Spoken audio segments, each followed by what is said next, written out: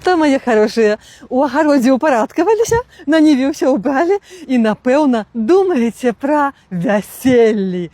Вельмі правільна робіце, бо зараз наступае адзін з тых перыядаў, калі беларусы і беларускі браліся шлюбам.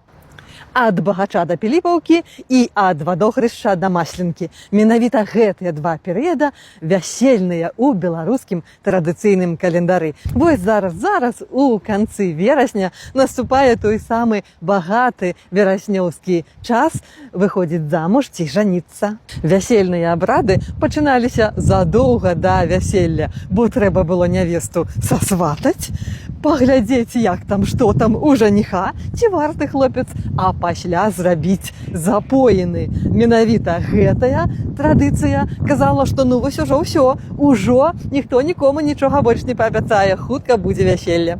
Роля дзяўчыны ў сватаўстве была пасіўная. Бывала і так, што яе проста выстаўлялі з хаты. Дамаўляліся бацькі маладога і маладой.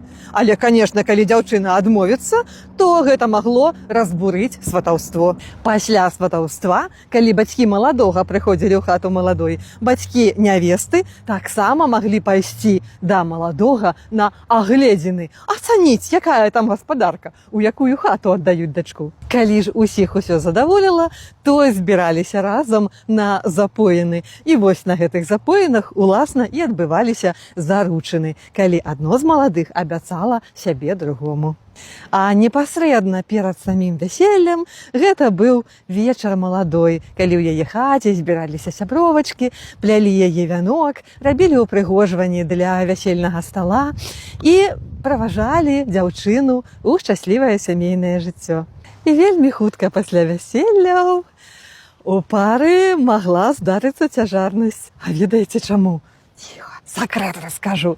Таму што буслы ўжо адляцелі за дзеткамі. У Беларусі ў нас так казалі, што святы Баўтрамей выпраўляе буслоў па дзяцей, каб вясною вярнуцца ў маладую сям'ю і прынясці папаўненне.